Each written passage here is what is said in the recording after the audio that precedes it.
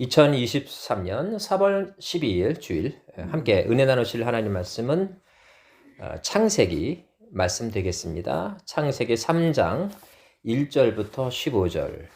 조금 길긴 하지만 우리 함께 읽겠습니다. 자, 시작.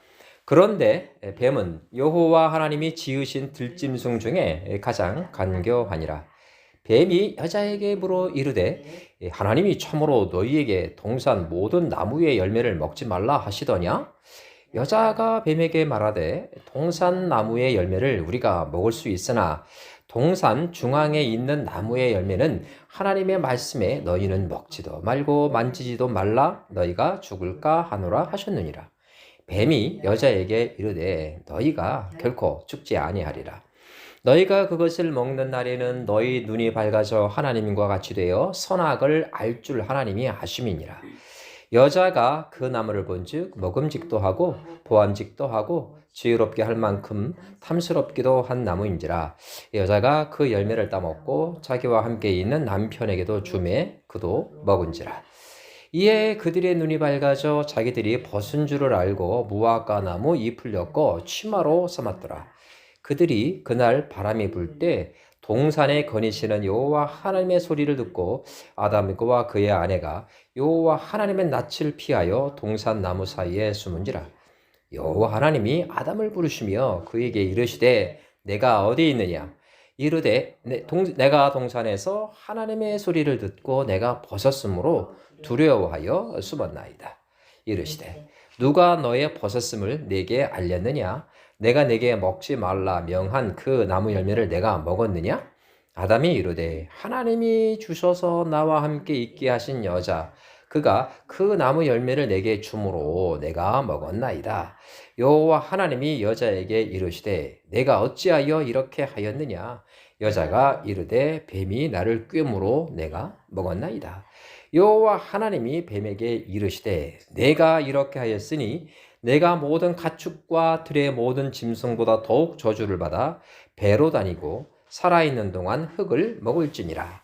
내가 너로 여자와 원수가 되게 하고 내 후손도 여자의 후손과 원수가 되게 하리니 여자의 후손은 내 머리를 상하게 할 것이요 너는 그의 발꿈치를 상하게 할 것이니라 하시고. 본문을 읽다 보니까 2분 넘게 읽었는데요. 이런 스토리텔링이 있는 그 성경 본문은요, 참 읽으면서 그 자체로 항상 은혜가 됩니다. 설교 말씀보단 오히려 성경 본문을 함께 읽을 때 그 맥락 속에 숨겨져 있는 하나님의 숨은 의도가 무엇일까 생각하면서 항상 읽으시기 바랍니다. 딱딱한 신학적 본문보다 이게 이야기식으로 되어 있는 본문은 그렇게 하는 은혜가 있습니다. 이야기니까 어때요? 상당히 읽기도 좋고 기억하기도 좋습니다. 그래서 일부러 제가 이야기 본문은 길게 잡는 편이에요. 이해해 주시기 바랍니다. 정말 요즘 세상이 참 좋아졌나 봅니다.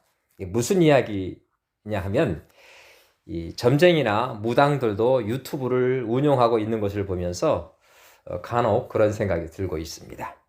그 가운데는 소위 이 파워 유튜버라고 불리우는 무속인도 적지 않습니다. 구독자가 10만, 20만, 50만 되는 무당이 있더라고요. 그만큼 과학이 극도로 발달했다라는 현대의 사회이지만 알 수 없는 미래에 대한 호기심, 두려움, 이런 것들은 예나 지금이나 별반 차이가 없는 것 같습니다. 제가 지난주에 어느 무당이 올린 유튜브 영상 하나를 좀 유심히 지켜봤습니다. 그 이유는 오늘 주일 설교를 준비하면서 참고가 될 만한 부분이 있기 때문입니다. 오늘 설교 주제는 여러분께 말씀드리지 않았는데요. 사람은 왜 영적 존재인가? 이런 테마를 갖고 설교를 시작하려고 합니다. 근데 그 여자 무당은요, 이 점집을 찾는 사람의 사주, 소위 사주를 보지 않고 이렇게 얼굴, 다시 말해서 관상만 보고도 그 사람이 살아온 과거를 이렇게 족집게처럼 이렇게 잡아내더라고요. 당연히 의뢰인은 깜짝 놀라게 되죠. 얼굴만 보고 살아온 발자취를 쭉 읊으니까. 대체 그것을 어떻게 아냐고 묻게 되죠. 그러니까 무당은 빙그레 웃더라고요. 그런데 이렇게 말을 합니다. 당신 뒤에 서 있어. 그 홀령이 나에게 지금 말을 하고 있거든. 그리고 영화처럼 당신이 살아온 과거가 보여지는데, 그러니까 나한테 거짓말하지 마. 이렇게 말을 합니다. 참 놀랍지 않습니까? 사람의 얼굴만 보고도 그 사람이 살아왔던 역사를 알 수 있다니 대단한 거 아니겠습니까? 하지만 여기서 한 가지는 분명히 짚고 넘어가야 할 부분이 있기는 합니다. 그 여자 무당 혼자 힘으로 그런 일들이 이루어진 것이 아니라는 거예요. 그러니까 바꿔 말하면 그 누군가의 능력을 의지해서 그리 되었다는 겁니다. 이것만은 분명히 해둬야 합니다. 그렇죠? 눈에 보이지 않는 영, 성경에 나오는 용어 그대로 말한다면 귀신이 그 무당에게 알려준 거죠. 또 한 가지 더 조심해야 할 부분이 있는데요. 유튜브 수익을 위해서 무당과 의뢰인이 각본을 짜고 사전에 각본을 짜고 드라마를 찍을 가능성이 있다. 그런 개연성이 좀 있습니다. 그런 것을 염두에 두고 그런 영상을 해석할 필요가 있습니다. 근데 저는요, 여러분이 그런 무당이 올린 영상을 보라고 절대로 권하지 않습니다. 이유는 간단해요. 신앙 성장에 1도 도움이 되지 않기 때문입니다. 1도 과해요. 0.1도 도움이 안 됩니다. 그러니 굳이 찾아서 보지 마시기 바랍니다. 아무튼 이런 부분들을 감안해 보면 인간은 영적인 존재일 수밖에 없다. 이 사실 하나는 분명해지는 것 같아요. 알 수 없는 자신의 미래 운명을 미리 알고 싶은 욕망. 저도 사실 좀 있거든요. 그래서 가끔 기도합니다. 주님께. 예수님, 나 잠잘 때 천국 꿈 좀 꾸게 해주세요. 가끔 제가 기도합니다. 그런 마음도 무슨 욕망이에요? 좀 미래에 벌어질 일을 좀 땡겨서 좀 알고 싶은 그런 욕심이 있는 거죠. 이런 욕망은 우리들을 자연스럽게 영적인 세계로 인도할 수밖에 없습니다. 오늘 본문 역시 이런 주제를 참 진솔하게 다루고 있습니다. 창세기 3장 본문의 주인공은요, 하나님과 아담 부부, 그리고 뱀입니다. 이른바 인류 최초의 복잡한 삼각관계가 오늘 본문의 주 내용입니다. 먼저 이 뱀에 대해서 잠시 소개를 좀 해드릴 필요가 있을 것 같아요. 이 뱀은 하나님이 창조한 들짐승 가운데 가장 어떤 존재? 간교하다 했습니다. 그리고요, 참 주의 깊게 들으셔야 됩니다. 그리고 무엇을 할 줄 알았습니까? 말을 할 줄 알았습니다. 무엇보다도 이 뱀은요, 처음부터 땅을 기어다니는 그런 짐승이 아니었습니다. 오늘 말씀 14절을 유심히 보면 뱀은 이 사건의 대가로 인해서 배를 땅에 대고 사는 짐승으로 전락하게 됩니다. 그러니까 바꾸어 말하면 뱀은 처음에는 인간처럼 서 있던 존재였다. 우리는 충분히 추론할 수가 있습니다. 저는 이런 세 가지 뱀의 특징 가운데 제일 먼저 뱀이 말을 할 줄 알았다는 사실에 좀 주목하고 싶습니다. 이 사실은 뱀의 본질에 대해서 많은 것을 우리에게 알려줄 수 있기 때문이죠.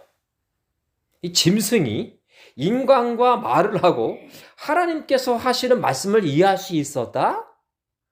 이건 도대체 무엇을 의미하는 겁니까? 이때의 뱀과, 그죠? 이때의 뱀과 지금 현재 우리가 보는 뱀의 본질이 아주 다르다. 이것을 우리에게 알려주고 있는 겁니다. 그러니까 창세기의 뱀은 뱀 이상의 무슨 의미를 담고 있는 존재다 이겁니다. 다시 말해 우리가 지금 볼 수 있는 뱀의 몸 안에 그 무엇인가가 기생하고 있었다. 이렇게 충분히 해석할 수 있습니다. 요한계시록 20장 3절을 보면요, 이런 대목이 있죠. 용을 잡으니 곧 옛 뱀이요. 무슨 뱀? 옛 뱀이요. 마귀요 사탄이라. 그러니까 옛 뱀과 마귀와 사탄은 동일입니다. 같습니다.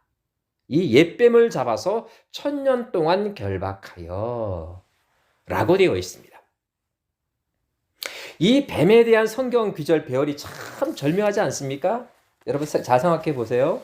최초의 성경 창세기 3장에 등장하는 이 뱀에 대해서 마지막 성경인 요한계시록 20장은 옛뱀이라 하였고 본질상 무엇이라 하였습니까? 마귀라 하였습니다.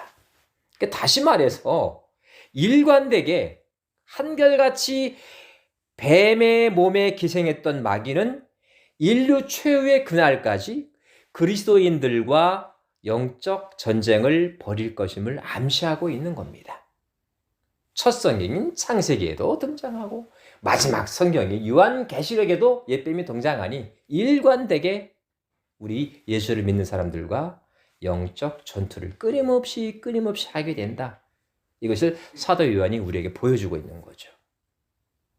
이 뱀에 대해서 우리 예수님께서도요, 일찍이 언급한 적이 있습니다.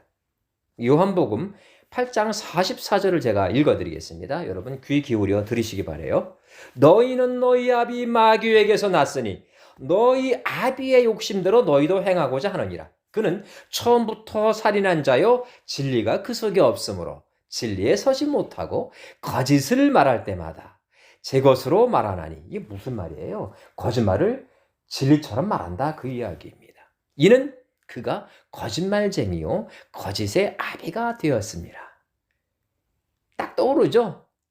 그죠? 오늘 본문의 주인공 뱀이 딱 떠오르게 되는 겁니다. 여기서 너희라고 한 대상자들은 예수 그리스도를 배척하는 유대인들, 특별히 바리새인들과 사두개인들을 특정해서 말하고 있는 겁니다. 그런데 놀랍지 않습니까?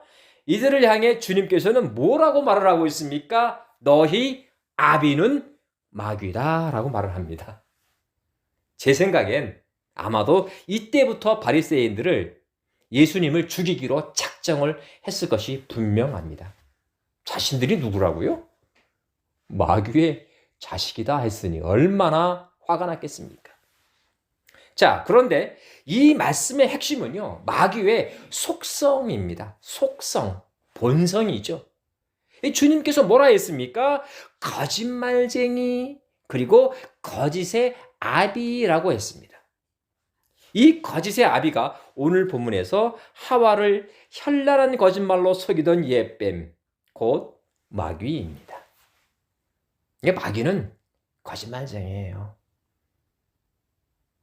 다시 오늘 본문으로 돌아가 보겠습니다. 뱀이 뭐를 할 줄 알았다고요? 말을 할 줄 알았습니다. 이것은 상식적으로 절대로 이해되지 않는 일입니다. 영적 존재가 그 몸에 기생했다.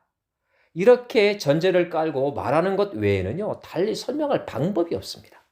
따라서 하와는 들짐승 뱀과 대화한 것이 아니라 누구와 이야기한 겁니까? 그 몸에 기생했던 마귀와 이야기한 겁니다. 사랑하는 성도 여러분, 이렇듯 사람은 영적인 존재일 수밖에 없습니다. 하나님과 최초의 인간들 그리고 마귀 모두 그러했듯이요, 오늘 이 자리에 앉아있는 우리 모두 영적인 존재들입니다. 비록 우리가 몸을 가지고 있긴 하지만 우리 몸을 지배하는 것은 뭐다? 바로 영입니다. 마치 뱀의 몸을 잠시 지배했던 마귀처럼 말입니다. 이 문제는요, 이 영의 상태입니다. 그러니까 쉽게 말씀드리자면 우리 몸을 거룩한 영이신 성령이 지배하고 있느냐, 아니면 요한복음 8장 말씀처럼 거짓의 아비인 마귀가 점령하고 있느냐, 이것이 중요하다는 뜻입니다. 이 중간, 다시 말해서 양다리는 없습니다. 이것이냐 저것이냐, 이렇게 둘 중에 하나를 우리는 선택해야 합니다. 양다리는 없습니다. 이는 마치 햄릿이 복도를 걸어가면서 혼자 되뇌었던 그 유명한 대사를 연상케 합니다. To be or not to be, that is question. 사느냐? 죽느냐? 그것이 문제로다. 그런데 여러분, 이 유명한 대사 이후에 햄릿이 남겼던 대사가 있다라는 거 잘 모르시죠? 이런 대사를 그가 곧장 이어서 합니다. 햄릿의 독백 가운데 죽는 것은 자는 바와 다름없으니 죽는 것으로 이 고통을 끝낼 수는 있지만 죽은 후에 나에게 어떤 일이 다가올 수 있는지 내가 알 수 없으니 함부로 죽을 수도 없다. 그래서 인간은 불행한 존재다. 이렇게 독백합니다. 이게 무슨 말입니까? 인간은 영적인 존재이기에 사후세계가 죽음 이후에도 이어진다. 이것을 함축적으로 담고 있는 대사예요. 그러니까 함부로 자신 스스로 죽거나 원수를 갚기 위해 남을 살해하거나 죽일 수가 없는 겁니다. 굉장히 의미심장한 말이 아닐 수가 없는 거죠. 인간은 짐승과 달리 영적인 존재입니다. 그래서 죽음 이후에는 반드시 천국과 지옥 중 둘 중 한 곳에 가게 됩니다. 그리고 영적인 존재이기 때문에 끊임없이 영원을 사모합니다. 미래에 대해서 궁금해합니다. 이 모든 것이 영적인 존재이기 때문에 가능한 일인 거예요. 마귀는요, 지옥의 존재입니다. 하나님은요, 천국의 존재입니다. 명백합니다. 제가 모두에 소개해드린 무당이 이런 말을 한 것이 기억납니다. 당신 여자친구 몸에 붙어있는 귀신은 절대로 안 떨어져. 그 여자친구와 사귀고 결혼하려면 부적 한 장을 그 여자 몸에 붙여야 돼. 그때 잠시 뒤에도 대화가 오갑니다. 근데 그 여자친구가 교회를 나가는 거 알게 됐어요. 무당이. 그래? 여자친구가 교회 나간다고? 그래, 나가라고 해. 그런데 귀신 쫓아내는 방법은 그 여자 몸에 부적을 붙여야 돼. 그러니까 귀신 쫓아낸 다음에 그 여자친구랑 당신 교회 나가도 돼. 나가. 신을 의지하는 건 좋지. 예수는 큰 귀신이거든. 이렇게 말을 합니다. 무당도요, 예수 그리스도의 존재를 인정하고 있는 거예요. 좀 차원은 다릅니다, 물론. 인정하기는 인정하는데 어떻게 인정한다고요? 큰 귀신인 거예요. 자신이 섬기고 모시는 잡신보다 엄청 센 큰 귀신. 좀 무당의 말이 좀 거칠기는 합니다만 일리는 있습니다. 그들 나름대로 볼 수 있는 영적인 안목이 있죠. 그 안목으로는 예수님께서는 자신들이 섬기는 그 잡신에 비해서 너무나 큰 영적 존재다. 이걸 알고 있는 거라는 얘기죠. 신학자들은요, 이 특별히 창세기 3장 15절을 원시복음이라 이렇게 부릅니다. 거창한 말 같지만 별거 없습니다. 깊이 파고들 필요도 없습니다. 그냥 원시복음 하게 되면 뭡니까? 예수 그리스도에 대해서 처음 언급된 성경 구절이다. 이렇게 이해하면 100점 만점. 여자의 후손, 곧 순결한 처녀의 후손이 예수 그리스도로서, 즉 메시아로서 이 땅에 올 것이다 를 예표하는 것이다 이겁니다. 이 예수 그리스도와 거짓의 아비인 마귀의 후손들이 큰 영적 전쟁을 벌일 것임을 예표한 성경이 바로 창세기 3장 15절입니다. 그런데 말이죠, 이 마가복음 5장 1절 이하를 보게 되면 제가 설교 가운데 가끔 소개해드렸던 이 거라사에 살던 이 귀신 들린 사람 이야기가 나옵니다. 여기서 이 스토리의 자세한 설명은 따로 하지 않겠습니다.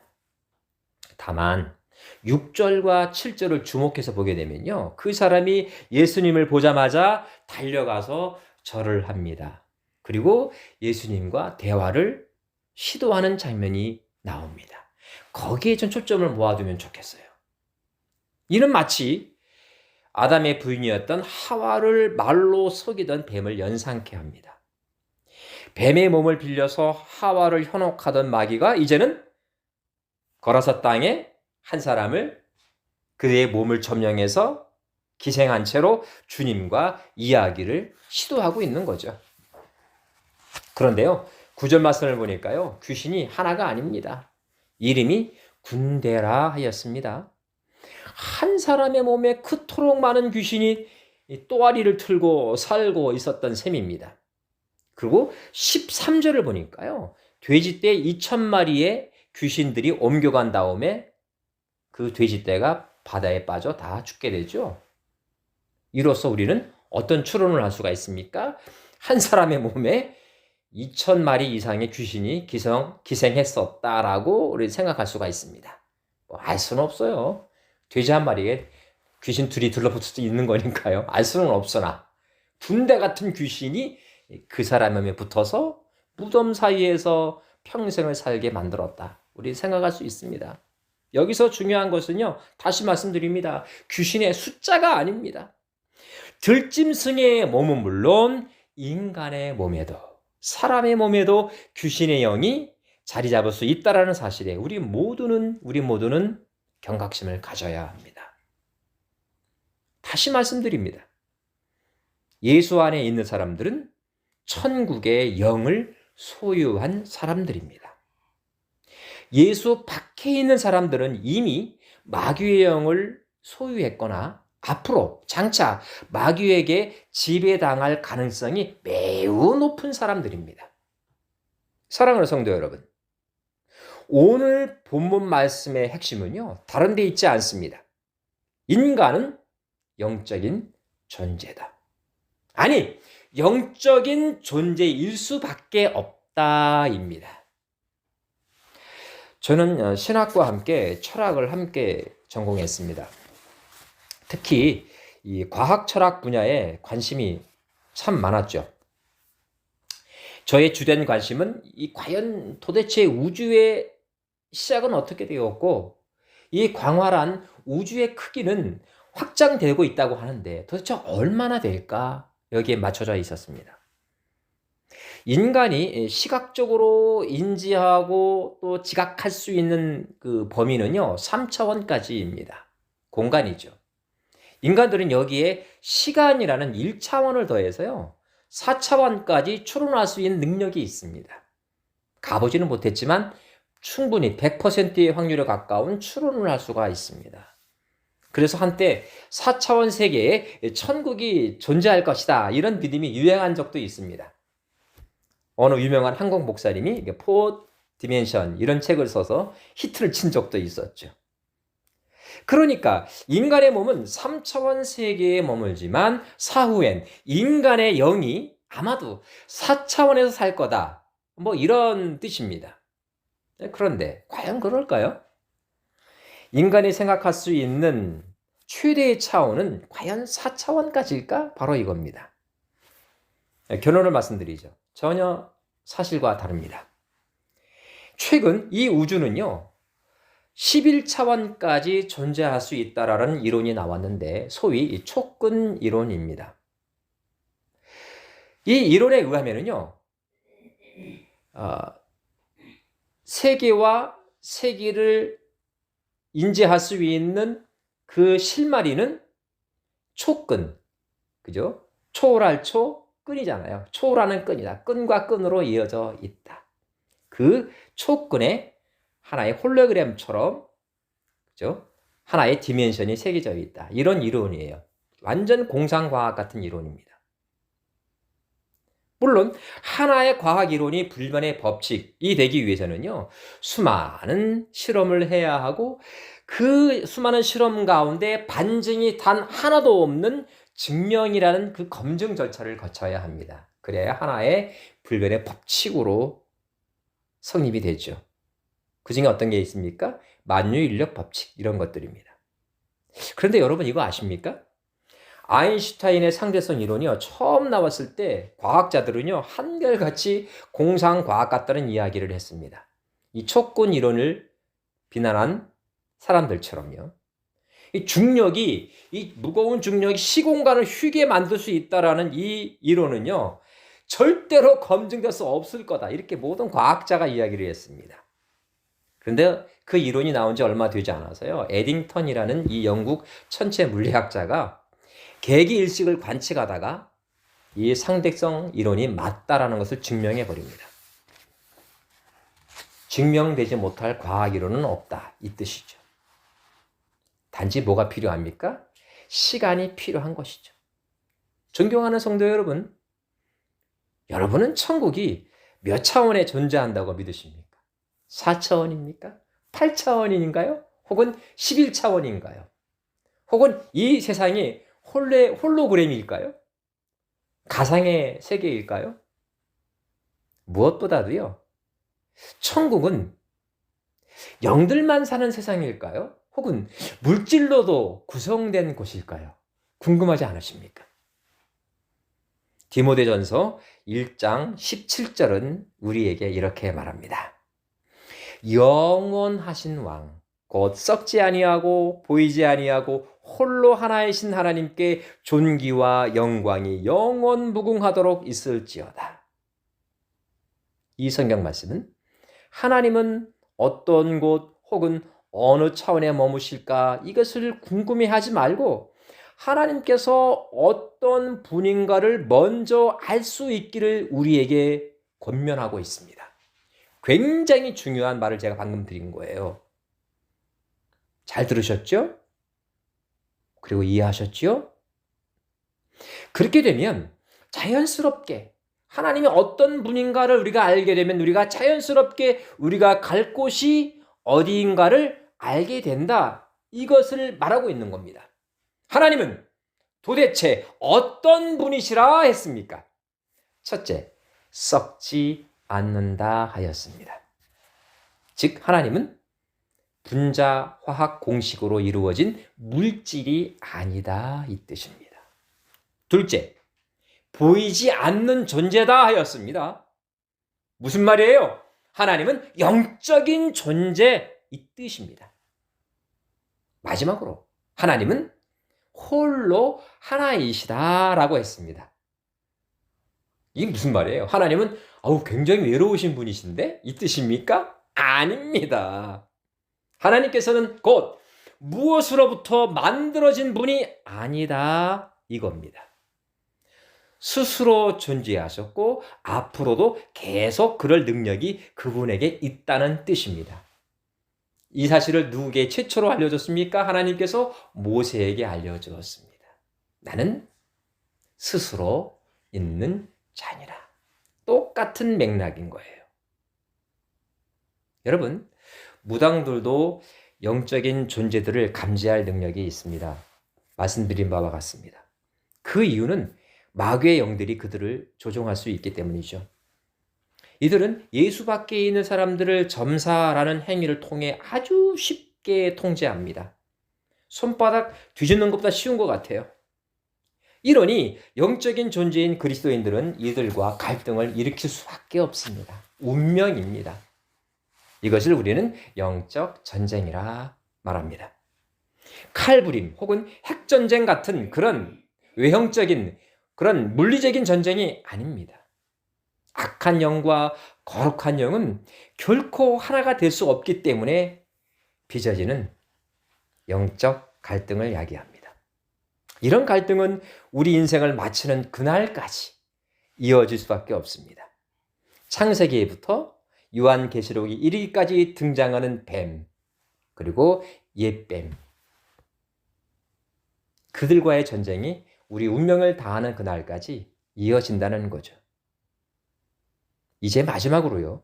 이런 영적 전쟁, 영적 갈등 속에서 우리에게 등대 역할을 해줄 수 있는 성경 한 구절을 여러분께 소개해드리면서 오늘 말씀을 가름하고자 합니다. 고린도전서 15장 51절부터 58절 요약해 드립니다. 보라, 내가 너희에게 비밀을 말하노니 우리가 다 잠잘 것이 아니요 마지막 나팔의 순식간에 호련히 다 변화되리니 나팔 소리가 나매 죽은 자들이 썩지 아니할 것으로 다시 살아나고 우리도 변화되리라. 사망아, 너희 승리가 어디 있느냐? 사망아, 내가 쏘는 것이 어디 있느냐? 사망이 쏘는 곳은 죄요 죄의 권능은 율법이라. 그러므로 내 사랑하는 형제들아 견실하며 흔들리지 말고 항상 주의 일에 더욱 힘쓰는 자들이 되라. 이는 너희 수고가 주 안에서 헛되지 않은 줄 알미라. 다 함께 기도합니다. 하나님 감사합니다. 우리가 비록 썩어 없어질 육체 가운데 살고 있지만 천국의 영이요 거룩한 영이신 성령께서 우리 몸을 성전 삼아 거해 주시니 참으로 감사합니다. 하나님, 성령을 근심케 하는 죄들을 우리들이 끊임없이 우리 몸속에서 쳐낼 수 있도록 우리를 도와주옵소서. 그리하여 죽음이 저희들의 몸을 멈추게 하는 그날 예수 그리스도의 정결한 처녀로 하나님 앞에 당당히 설 수 있도록 항상 우리를 성령으로 충만케 하여 주옵소서. 예수님의 이름으로 간절히 기도하옵나이다. 아멘.